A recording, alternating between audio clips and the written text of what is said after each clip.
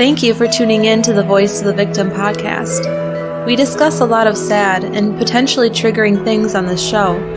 We try to be as sensitive and cautious as possible, but if you are sensitive to things involving abuse and may be triggered, please think twice before listening to our show.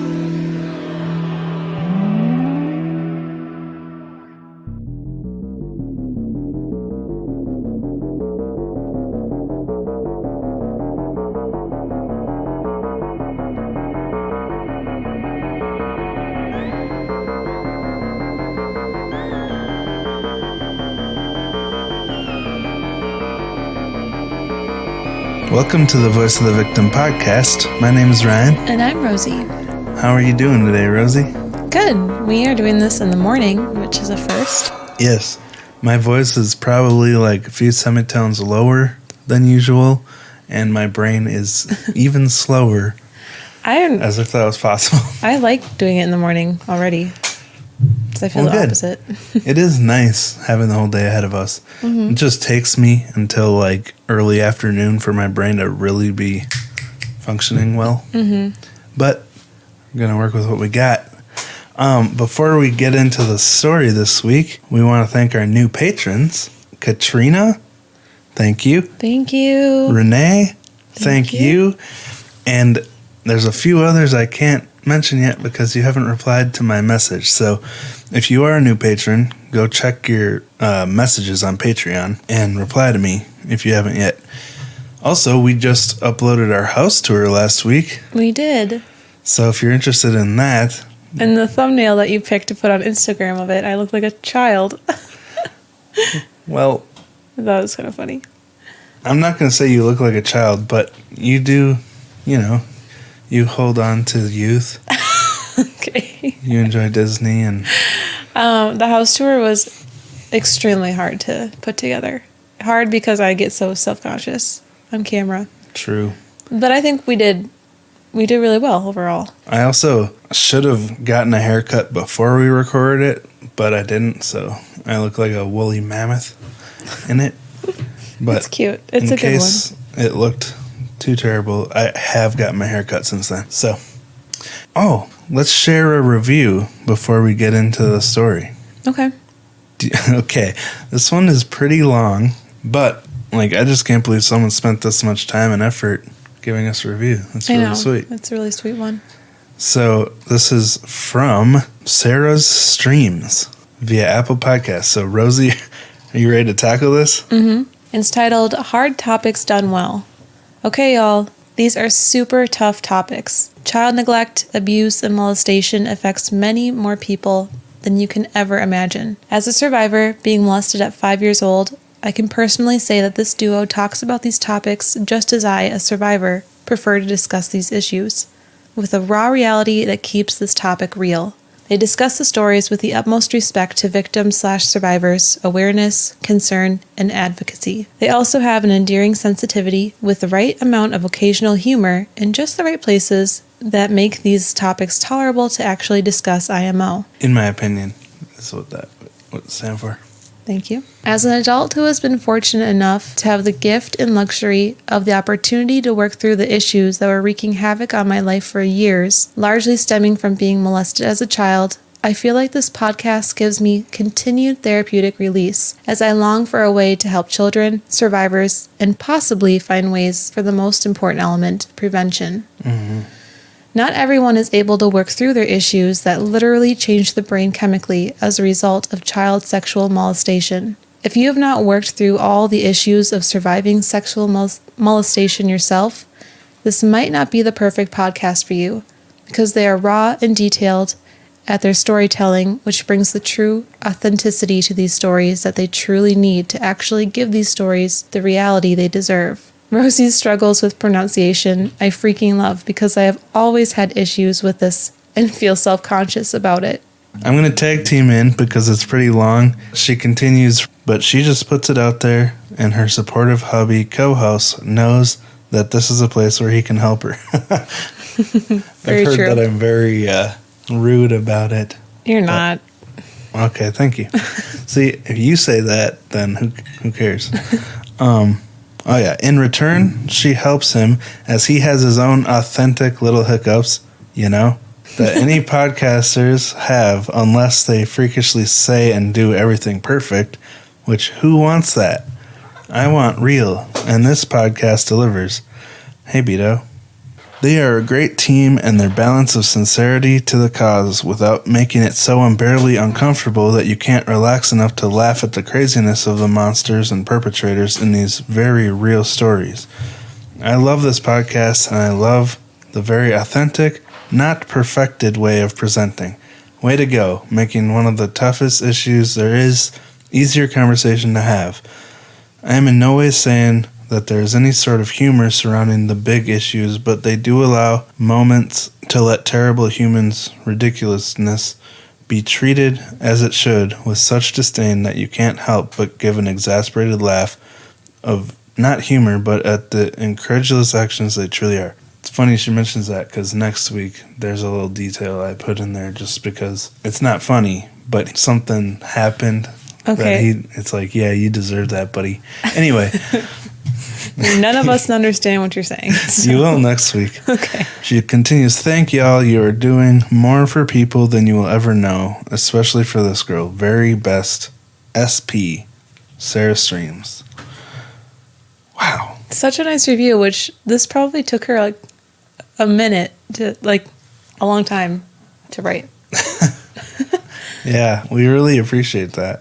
Thank you. A lot of people might be pushed away by our raw and real approach, but people who appreciate authenticity are the ones we want listening to our podcast. So, because that's all we're going to have. Yep. There's a lot of authenticity. So thank you. I'm guessing her name's Sarah. Yeah, that was a super sweet one. I really liked that one. Yeah, it was. We're really excited to tell you guys about this new sponsor because what they do is very important and their goal is also one of the main goals that we have on our podcast. And that would be protecting children while still giving them room to grow into a person who can learn to protect themselves. In other words, keeping kids safe without being overbearing or stunting their ability to grow. And that's why Bark is such an amazing tool. Now, I always hear that dogs are the best security system because they bark to alert you to danger and are much more sensitive than a security system would be. Now, Bark.us is similar to that, but in the electronic world. Bark provides a service that monitors your children's devices, but only alerts you when there's possible danger. The great part about that is the fact that you're able to give your kids more trust and privacy so they can develop into a self-sufficient adult while also keeping them safe. They can learn how to take care of themselves this way. It's really tough to strike a balance between safety and freedom, but this eliminates the need to screen every little thing they do. You wouldn't give your kid a bike without a helmet, and you wouldn't let them drive without a seatbelt. So why give them a device without the number one safety solution on the market? Smartphones, tablets, and laptops can connect you to almost anyone in the world. It's amazing for kids to be able to learn and talk to their friends and family, but it also has the potential to be really dangerous. Cases like Brittany Zamora could be prevented by services like Bark. And they monitor over 30 social media platforms like YouTube, email, Instagram, and text messaging. Your kids won't need to worry about you spying on them because Bark only alerts you when something problematic like cyberbullying, online predators, signs of depression, adult content, and similar stuff pops up. And they do this by sending you a text and email along with recommendations on how to address the problem in an effective way. Bark is already trusted by over 1,900 school districts nationwide. They protect over 4.8 million children. They've already prevented 16 school shootings and over 28,000 severe self-harm situations. And the best part is that it keeps your children safe. But the second best part is that it's affordable. Bark provides 24/7 monitoring of your child's safety for only $9 a month per family. And for schools, it's completely free. So use the tech solution created by parents for parents, which already keeps close to 5 million kids safer online. Visit www.bark.us now to start your free trial and see why parents and caregivers across the nation have more peace of mind while letting their kids become responsible digital natives. That's www.bark, like a dog barks when a stranger approaches your house, .us. One more time, that's www.bark.us. Now back to the show. All right, so tonight we have a listener story, and the listener is Destiny Oaks. She has reached out to us many times with love and support, and we really appreciate her. She was dealt a pretty difficult hand starting out in life, as you will learn in this episode, and I find her very inspiring. So, Rosie, you ready to start telling her story? Yes. Destiny was born on July 26, 2001, with glaucoma and sporadic aniridia. Now, I think most of us have heard of glaucoma. It's when there's damage to the nerve connecting the eye to the brain, but I had not heard of aniridia, so I looked it up, and it's when someone has no iris, which is the colored part of your eye, that it expands and contracts to control how much light gets into your pupil. So it's a very important part of the eye. So that would be that causes blindness, I'm assuming. Well, yeah, you'd be overloaded with light. But she also had glaucoma. Mm-hmm. And both of these conditions together, they resulted in Destiny being blind from a very young age. It took her longer than normal to learn to both walk and talk, but once she learned to talk, it became something she loved to do. But there's obviously a reason we're sharing her story tonight. And so now we're going to talk about the first time she faced an abusive situation, which was around the time she was either 4 or 5 years old. There was a tense situation with Destiny's uncle, which led him to lose his temper with her. It escalated to a point of violence, and he went on to beat her so badly that she needed to be taken to the hospital. Yeah, so just by 4 or 5 years old, she was already going through so much with the health problems she was born with, and then she was hurt badly by someone she should have been able to trust, but it doesn't end there. Not long after this, between 5 and 6 years old, Destiny started having some very violent behavioral issues, suffering through blackouts where she'd scream and throw things. But she wouldn't remember doing it, and instead would need to be told about it. That would just be so strange. Yeah. To not even remember doing stuff like that. I know. She began attending school for the blind in Jackson, Mississippi. But some of Destiny's teachers decided that the conditions which she had no control over were too much for them to handle. And she says that they were very cold to her, saying that she didn't belong there, even calling her names and going so far as to even call her a retard. She wasn't born until 2001, so this is the mid to late 2000s when she was in school. And I would just expect teachers in the modern century to know better than this, Mm-hmm. People know that it's unacceptable to use that word as an insult, but it went beyond name-calling and rudeness. The teachers would grow impatient with Destiny and grab her by the arms, yanking her so hard that it left marks for multiple days. She was badly neglected and rarely fed or bathed. She says that her hair was never clean and she would be forced to stay in her dorm room a lot. Eventually, Destiny's mom took her out of that school, and Destiny had hoped that she wouldn't be abused like that anymore. When she was 9 years old, Destiny was put into a mainstream school called Pleasant Hill Elementary in Olive Branch, Mississippi. And this is when she really started to struggle with antisocial behavior. She never really talked to the other kids at school, but instead would sit alone and rock back and forth. Even at home, she would stay in her room and not really talk to the rest of her family. When she was 11, she was switched to Overpark Elementary, also in Olive Branch, where she attended 5th grade. But in 6th grade, she started out in Olive Branch Middle School for just 3 weeks until her mom ended up taking her out. Then she was put in, how do you say this one? DeSoto? DeSoto Central Middle School in South Haven, Mississippi, about 15 minutes west of Olive Branch. But again, after about a month or so, her mom took her out and she was put in Horn Lake Middle School, another 15 minutes west of South Haven. This one was the longest yet, where Destiny spent 3 months, until she was taken out again and put into South Haven Middle. Back in South Haven, where she ended up finishing out middle school. So can you imagine being that unsettled during middle school? I mean, this is in 2 years, so many switches, but she was having these behavioral problems and her family didn't know what it was at the time, which they found out later, but we'll get to that. It's such a change already, just going from elementary school to middle school, All of a sudden you're surrounded by kids full of hormones, and add all this moving on top of it. Yeah. In my opinion, 6th grade was probably the worst year of my school career. Same. But when you consider she's dealing with the eye problems, and now she's having social problems, and doesn't understand what's wrong, it had to be difficult. Mm-hmm. Destiny's antisocial behavior continued, and as she isolated herself in school, it got to a point where she wouldn't even ask the teachers for help, and her grades really started to suffer.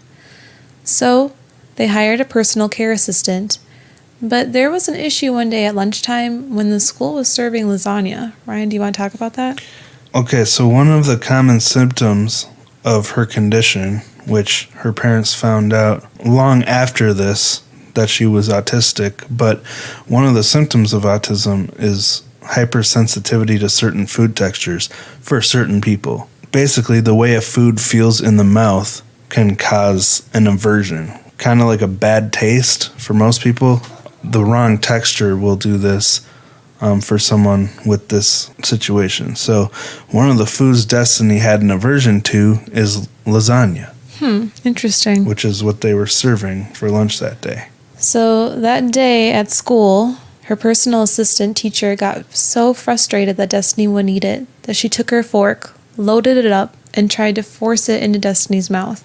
And again, this was before Destiny was diagnosed with autism, so the teacher didn't understand why she had a problem. But geez, what a terrible experience to get food shoved into your mouth. It's like if someone tried to shove French toast into my mouth, or yours probably. Yeah, I hate that. I'd probably puke. Imagine having a food that you just can't stand shoved into your mouth. Well, and both sides were probably so frustrated because they didn't have the knowledge that they needed. True. Since no one knew that she was autistic, it was difficult for the whole family because no one really understood why she was behaving the way she was. And as time went on, it just got more and more difficult. As a child, Destiny was diagnosed with developmental delay. And when she was 12 years old, she didn't have many friends, but the few that she did have started wanting to have slumber parties or go to the mall. But at the same time, Destiny was at her home in her room playing with dolls and watching Barney on TV. Barney was one of Destiny's favorite shows until she was 14. And to this day, Destiny still plays with dolls like Ariel, the mermaid. And I don't see anything wrong with that, but Destiny does use these things as a way to illustrate her developmental delay. Like while her friends were interested in going to the mall and being social, she was at home living the dream, if you ask me. I do need to say, just last week after recording the Wayfair episode, Rosie had about 20 stuffed animals laid out on our couch next to her, all of which are named. So I know a lot of people, especially our friends with children, would think it's weird, but you do you. I was having a rough night and needed the support of all my fluffy friends. Yeah, well, you were dealing with some emotional, physical issues. I don't know how to describe it. PMS. But and then you went down a rabbit hole after we recorded the Wayfair episode about conspiracies. I did. And it kind of dragged you down a little bit. There's too many conspiracies. It's confusing and overwhelming if you get going down those rabbit holes. Mm-hmm. At age 15, Destiny was put into Parkwood Behavioral Health Center, about 3 hours away from Jackson in Olive Branch, Mississippi. But it wasn't very helpful for her. 9 months later, when she was 16, she went to another behavioral health hospital a half hour away from there in Memphis, Tennessee, called Crestwin. So finally, at Crestwin is when Destiny got the diagnosis that explained the issues she was having, from being antisocial to rocking back and forth. Mm-hmm. She was diagnosed with ASD, or Autism Spectrum Disorder. So the rocking that we mentioned earlier is another common symptom, like the food aversion, a common symptom of people on the spectrum. And it's actually called stimming. And it's not just limited to people with autism. Almost everyone does this. It's a way of self-stimulating that it's often marked by repetitive movements or sounds. And I know for me personally, I bounce my leg up and down all the time when I'm just like doing whatever. It's a normal thing to a lot of people, but it's also one of the diagnostic criteria for autism, not because it's always related to autism, but because it can be a lot more exaggerated in people on the spectrum. It could get out of control. So her diagnosis here finally gave her an answer to what was going on. Wow. Because of her struggles, Destiny was often the target of bullying by other students in her school, as well as abusive treatment by teachers and other adults who had grown impatient with her. All of this led to Destiny having struggles with thoughts of suicide. Yeah, by the time she was 15, she had become kind of overweight, and she had trouble moving around, and the other kids bullied her about this. I mean, I know these are kids, but it's so sad that so many kids get bullied in school. It's a huge problem. And, you know, the same way it's important to educate children about what's not okay for an adult to do to them, like we usually talk about, I think it's also important for children to learn it's not okay to bully or put other kids down at school, because a lot of kids are bullied and it adversely affects many kids who are bullied later on in life. And it's just a vicious cycle because a lot of bullies have a really difficult home life. Right. So if everyone would just stop being mean to everyone else, it would solve all these problems, right? That is a nice idea. Simple. At age 16, Destiny had lost some weight, but then she went back to school for the blind in Jackson, Mississippi after her teacher retired. One of the dorm parents named Cassandra took an interest in Destiny, but it wasn't exactly good. She really wanted Destiny to lose weight.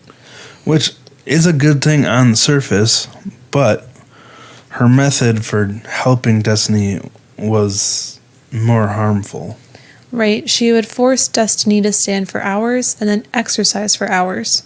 Yeah, they'd force her to walk up and down stairs, and they pushed her way beyond her comfort level, which is a part of exercise, but she had these physical impairments, and they'd push her so far that she'd literally fall down the stairs after she got exhausted, which usually led to her getting hurt even worse.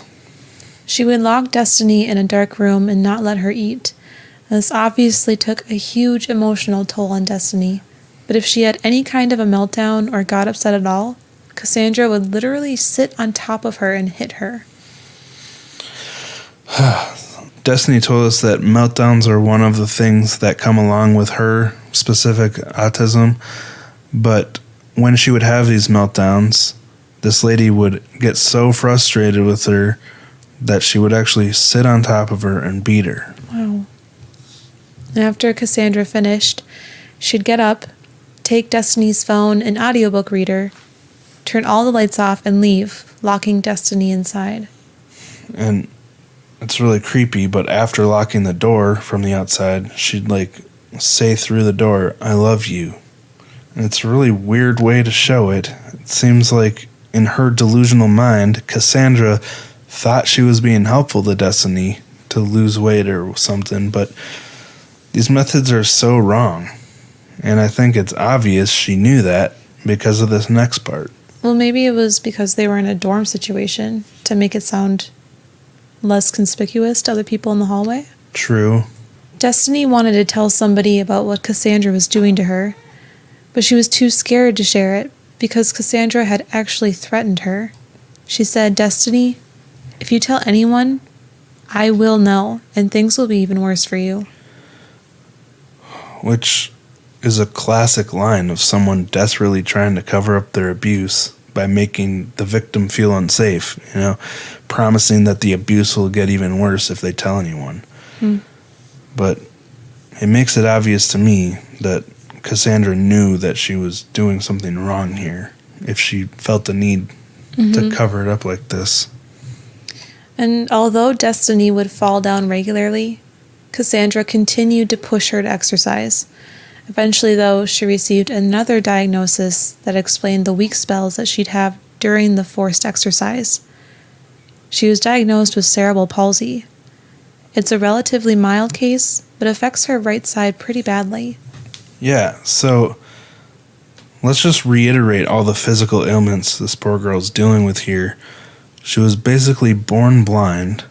She lived with autism for years without even knowing, struggling with her weight, and has cerebral palsy, which makes exercise extremely painful and difficult. But let's go over some of the symptoms of cerebral palsy to give an explanation of why she was struggling so much with the exercise, despite how forceful the dorm parent was. Symptoms of cerebral palsy include exaggerated reflexes, floppy or rigid limbs, and involuntary motions. It may lead to difficulty walking, difficulty with bodily movements, muscle rigidity. Sorry, I don't think I've ever had to say that before. No, you almost had it. Thank you. Permanent shortening of the muscle, problems with coordination, stiff muscles, overactive reflexes, involuntary movements, muscle weakness, muscle spasms, or paralysis of one side of the body. So there's a lot of things that it can cause. Destiny suffers with muscle soreness while just doing simple things like holding a phone. But it's not just physical things. It also takes a toll on a person's development. So Rosie, what are some common developmental symptoms of cerebral palsy? Common symptoms are failure to thrive, difficulty learning, slow growth, and speech delay in a child. So we mentioned before, it took Destiny longer than average to start speaking. So she was also suffering with symptoms of cerebral palsy for many years without knowing why. I mean, all these things combined, any one of these things would have made life really difficult for her. Mm-hmm. But when you combine them all, it's got to be crippling. I can't imagine dealing with all that. Yeah, it would be, I don't know, I'm so active and like always moving that I can't imagine having those kinds of difficulties. I would not take it well. I know. While she was at this school, Destiny worked as a caretaker for 2 adults who were too big to take care of themselves on their own. Their names were Cynthia and Candace. And Destiny was really fond of Cynthia. Cynthia was diagnosed with mental retardation when she was a little girl. But to Destiny, Cynthia was like a mother to her in many ways. Yeah, they had an unspoken alliance type of bond where they had each other's backs and kind of protected each other. Destiny left the school for the blind at age 16 and a half after she told her parents what happened, but she started struggling with feelings of worthlessness. She felt like she was a bad person who doesn't deserve to succeed because of all the things that had happened. I'm sorry you felt that way, Destiny. None of these things were your fault, obviously, and they're all things you had no control over that really negatively affected your life, so I'm really sorry about that. And I should also mention, it was a really difficult time for her to separate from Cynthia here. Cynthia was one of her best friends, and sadly there was another tragedy in Destiny's life. Destiny graduated high school with all A's in her classes, but when she left the school, she was no longer able to care for Cynthia. Instead, a live-in caretaker moved into Cynthia's home. It was her job to care for and protect Cynthia, but one day she called the police to report that Cynthia was missing. They began looking around for her, visiting nearby hospitals, and searching around town, but then they visited her home and came across a shocking discovery. Cynthia was laying in her bed, covered in bruises. She was unresponsive and pronounced dead on arrival. It's really sad. Another tragedy in Destiny's life here, but the autopsy revealed even more shocking evidence about what had actually happened to her. Mm-hmm. They found the cause of death to be a combination of sepsis, extreme starvation, and blunt force trauma to the abdomen.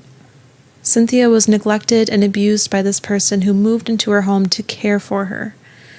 She suffered, and this absolutely devastated Destiny, who had come to love her so much. Yeah, this was her supposed caretaker that did this to her. One of the supervisors from the school called Destiny after this to break the news. They said, "I hate to have to be the one to tell you this, but Cynthia is dead. Destiny was understandably shocked, and she responded in shock, saying, "I don't understand. What are you saying?" Which is a normal thing to say when the news you just heard is too painful for your brain to process instantly. Mm-hmm. But the supervisor replied to Destiny, "She's dead, Destiny. Don't you get that, or are you retarded? She's dead." So Wow. Destiny hung up, and she was in shock already and just broke down after this. She just learned one of her closest friends was dead, and then this supervisor was a complete jerk to her. Destiny told us, quote, "I still miss her and I want to be with her every day. It is taking me a while to write this because I'm literally in tears as I'm speaking. I don't know how to deal with it and I miss her so much. And yet, if I cry over her, people get so upset at me." It's so sad to hear Destiny has constantly had to deal with people being impatient with her and getting upset with her because of things she can't control.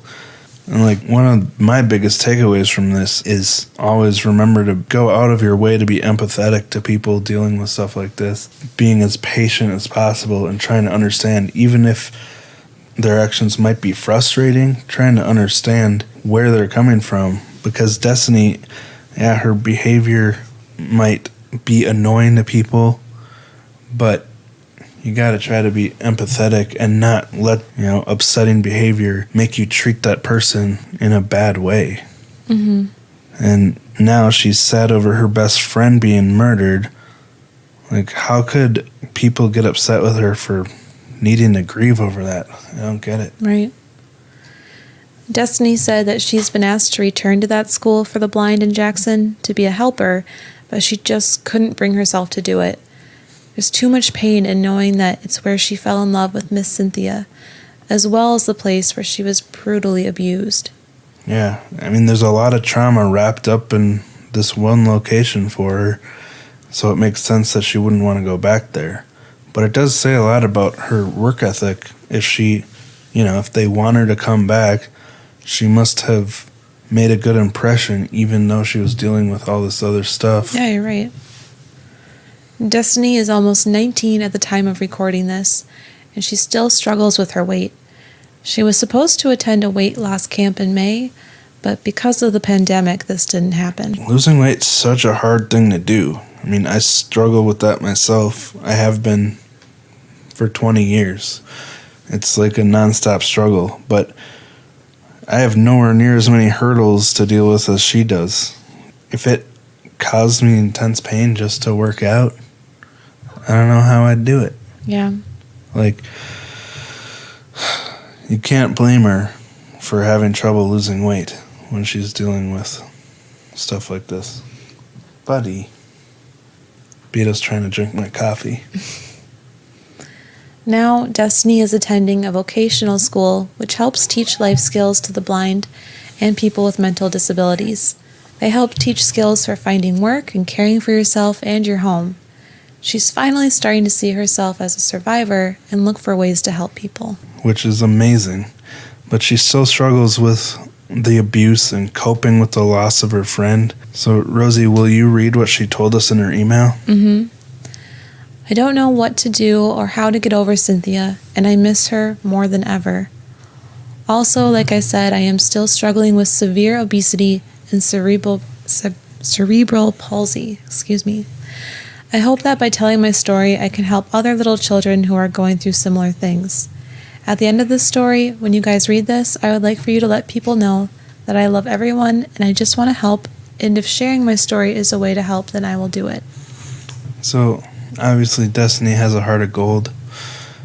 To have so much to deal with just to live her life and get by and still want to extend herself to help other people that may be able to relate to her situation is really amazing.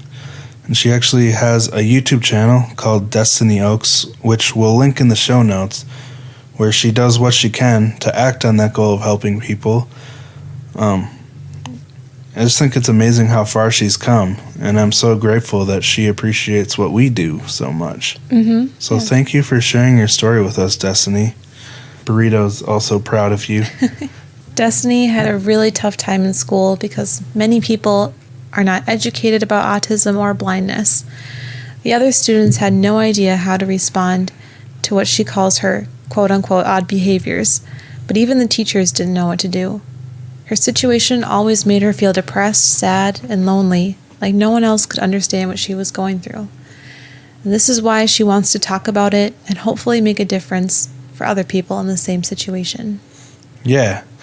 So we're going to play a clip from the end of Destiny's second YouTube video so you can hear her own words. Whoever views this, thank you. Thank you for watching. I love everybody, and I want to help anybody I can. So if you want to watch this, if you do watch this, I just want to say thank you. And that if you're going through something, I'm here for you. So that's really cool. I'm here for you. And we should all be here for each other, you know? We definitely should. There is so much division in the world right now. So many tense topics and situations. But you know what? Some people say it's underrated, but kindness and understanding goes a long way. Definitely does. And empathy. It's like if all the people in Destiny's life would have been more empathetic and trying to get to the bottom of her situation instead of just blaming it on bad behavior and she's being naughty or being bad, like it would have made a difference, I think. But it's really cool where she is now, and I'm glad that she found our show. Yeah, thank you, Destiny, for writing into us. Do we have anything else to talk about before we wrap it up? Not too much. I'm working on an episode Yeah. that will either be patron or main feed. Not sure yet. I want to share the most recent review we got about last week's episode. It's a super short one, but I really liked it, and I want to share it before I forget. It is a good one. It's from Miags79 on Apple Podcasts. She said, well, I think it's someone said, I like how Ryan yells out, "What?" when Rosie Googled a similar cabinet for $3,000 in the Wayfair episode. Made me laugh. Keep up the good work, you two. I loved that. Good. I'm glad it brought you some joy. I don't know how to explain it. Also, I can't take credit for that. It's actually a JonTron thing. So if you're curious what I mean, look up JonTron on YouTube. JonTron what? Yeah. And that's JON. That's funny. So anyway, yeah. That's about all I have to say. Yeah, I think so too. Cool.